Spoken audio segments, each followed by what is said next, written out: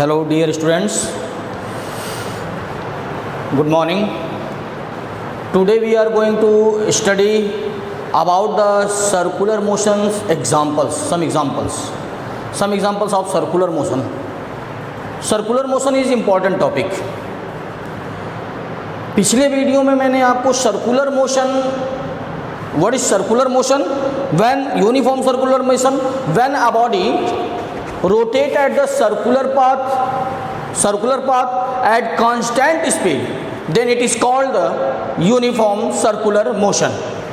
Uniform circular motions से एक छोटा सा एग्जांपल, जैसे आप हाईवे पे चल रहे हो और कार लेवल में है और रोड पे टर्न है, तो आप जब भी अपनी कार को ड्राइव करते हैं तो कार को ड्राइव करते समय जब आप टर्न पे आते हैं तो अपनी स्पीड को कम कर देते हैं, आपकी स्पीड स्लो हो जाती है।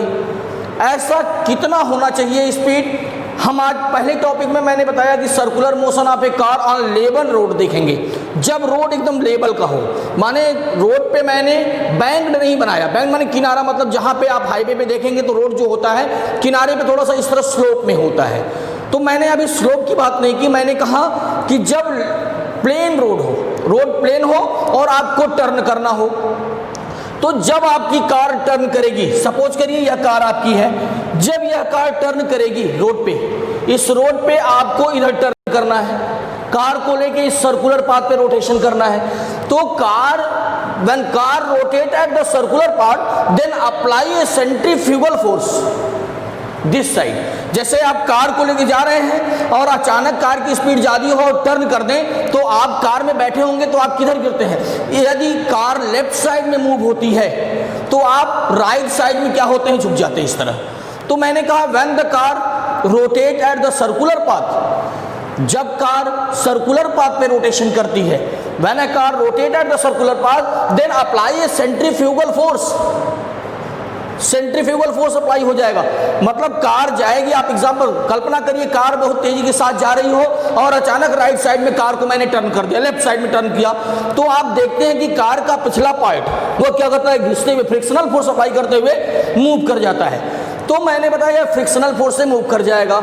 इस कंडीशन में जब कार लेवल रोड पे चल रही हो, आप ड्राइव कर रहे हो और अचानक टर्न आ जाए, तो आपकी स्पीड कितनी होनी चाहिए?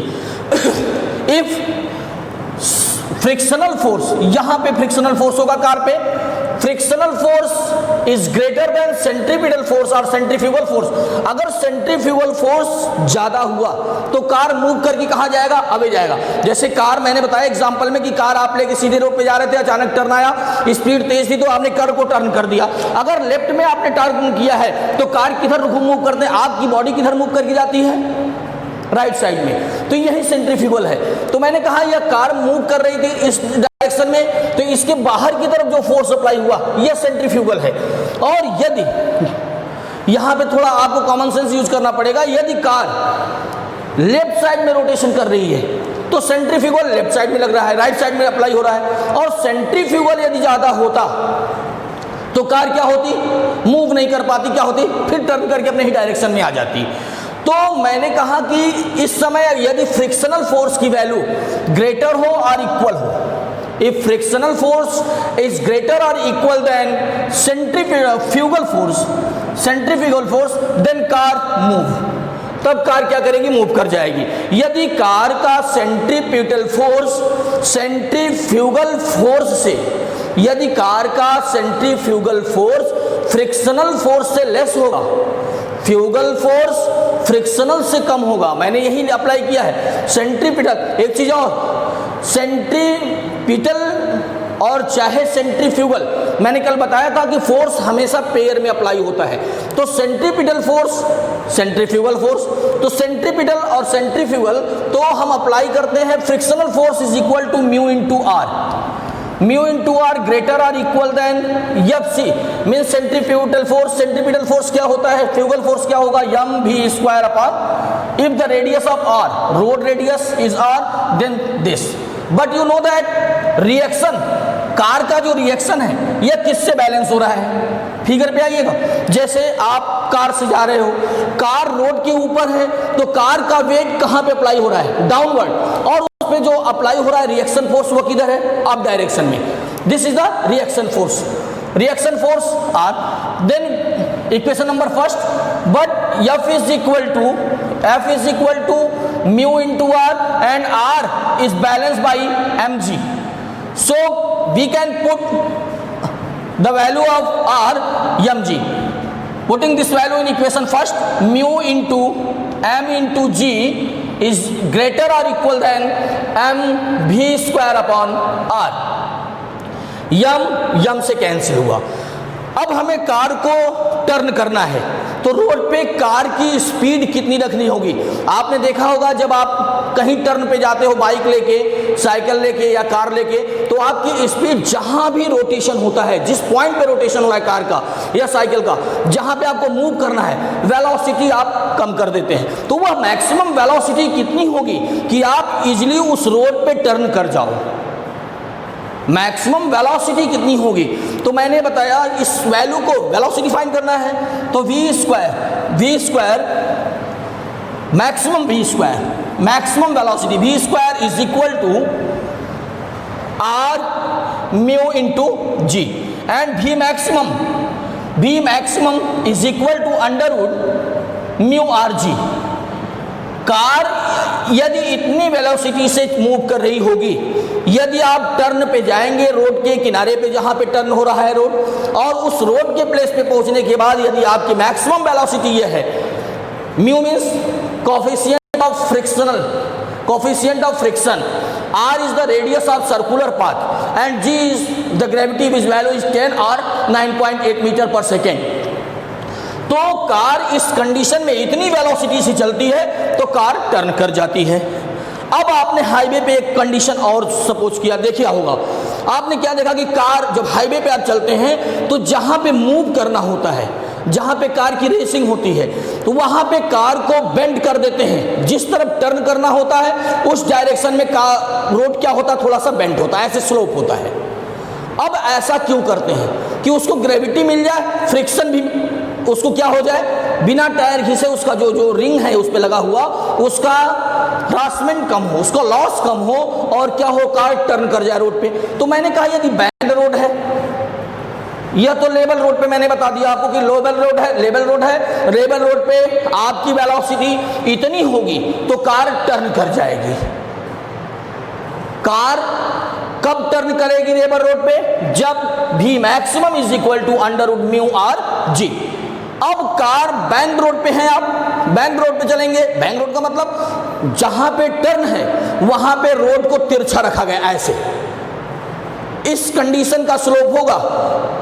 अभी तक तो मैंने आपको लेवल रोड इस तरह बढ़ाया, अब इस रोड को मैंने बैंक बना दिया, ऐसा बना दिया।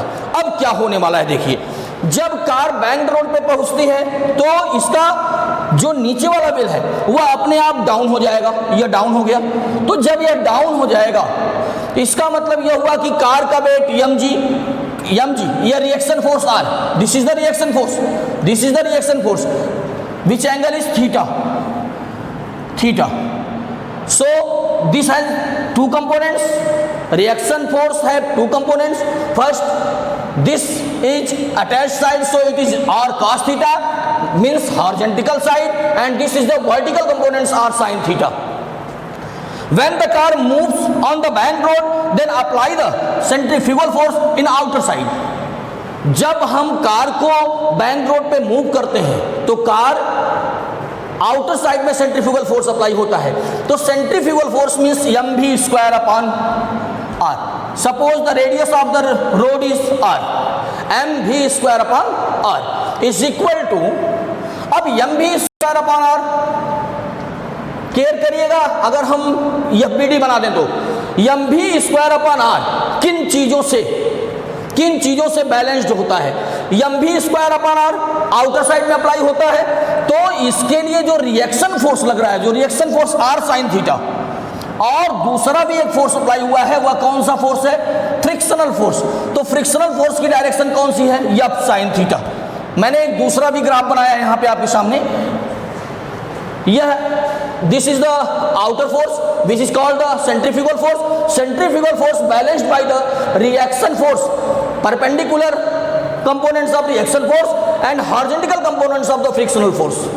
यह जो mv स्क्वायर अपान आर है, यह बैलेंस किससे हो रहा है? ध्यान दीजिएगा, mv स्क्वायर अपान आर, यदि fbd बनाते हैं तो यह mv स्क्वायर अपान आर, और इस डायरेक्शन में r साइन थीटा, और सेम डायरेक्शन में अप्लाई होता है आपका कौन सा force? f cos theta. So mv square upon R is balanced by r sine theta plus f cos theta. Equation number first आपको मिल गया। अदर प्रोसेस में जब चलते हैं, अब यह जो r sine theta mg downward है, the mg weight of the car apply in the downward towards the downwards.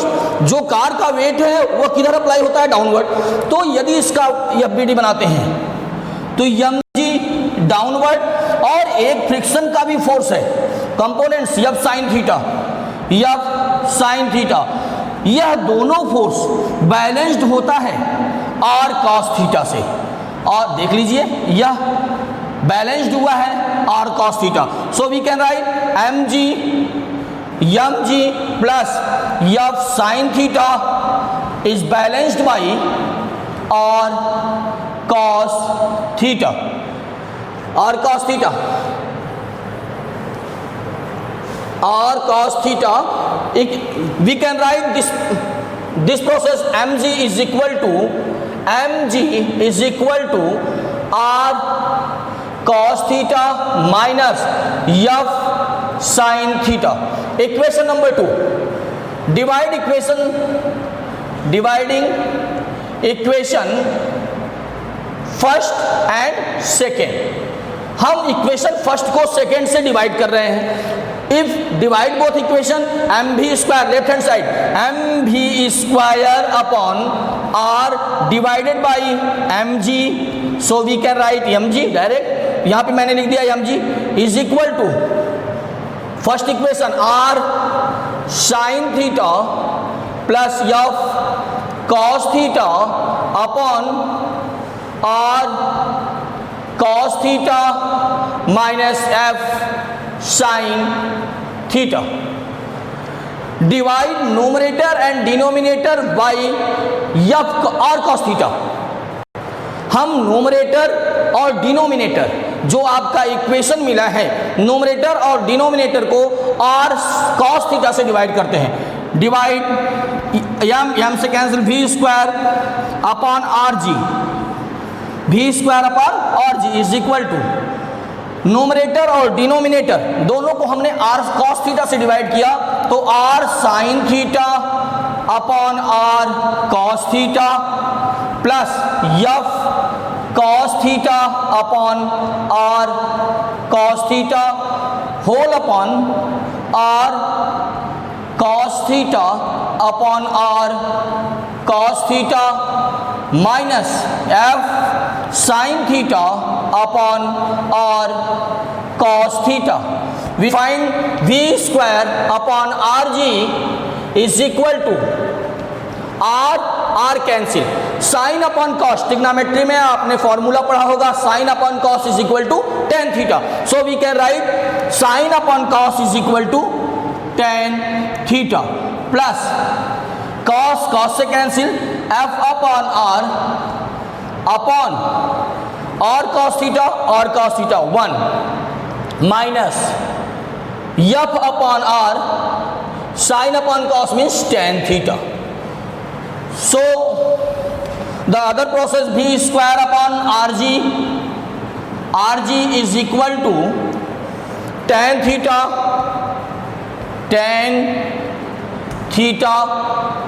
plus f upon r mu is equal to f upon r, means f is equal to mu into r, so we can write mu is equal to f upon r. तो the place of the f upon r we can write mu। हमने f upon r की जगह जो value put किया क्या mu, आपको formula पता है, पिछले वाले वीडियो में देख लीजिएगा, f is equal to mu into r, so f upon r is equal to mu upon 1 minus mu tan theta। Velocity, किस वेलोसिटी से बैंक रोड पे कार मूव करेगी। If given angle, if the angle given on the bank road, अगर bank road का angle दिया हो तो car की मैक्सिमम स्पीड कितनी रखनी पड़ेगी कि कार बिना स्लाइडिंग किए मूव कर जाए। लेकिन सपोज करिए कि जो रोड है वो एकदम प्लेन है, माने रफ नहीं है, यह रफ रोड के लिए था। अगर रोड, आपका जो रोड है वह कैसा है, एकदम क्लीन है, इसका मतलब फ्रिक्शन लेस होगा, मींस फ्रिक्शनल कोफिशिएंट की वैल्यू जो हो जाएगी mu is equal to zero, mu is equal to zero, then V square upon R G is equal to tan theta plus zero upon 1 minus zero.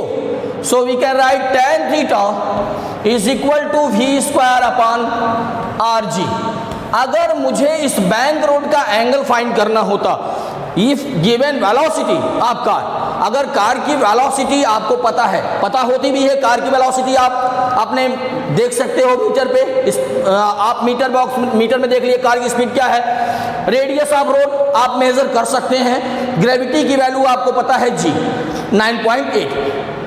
तो slope कितना देना चाहिए, जो engineer road को बनाता है, अब उससे पूछा जाता है इस रोड पे कितना स्लोप दे कि टायर का नुकसान कम हो, जो आपके कार का टायर है वह घिसे कम और फ्रिक्शन ना हो, स्लाइड ना करे कार, उस कंडीशन में जो एंगल होगा tan theta is equal to V square upon R जी।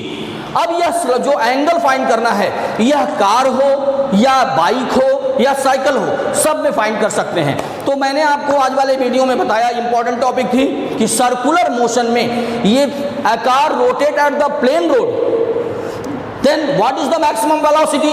जब कार प्लेन रोड पे चलती है उस समय मैक्सिमम वेलोसिटी कितनी होती है, under root mu R G के इक्वल। और यदि बैंक रोड पे कार मूव करती है, कार ये बैंक रोड पे चलती है, उस समय एंगल, जो बैंक रोड का एंगल होगा कितना होना चाहिए, V square upon R G. Okay, thanks.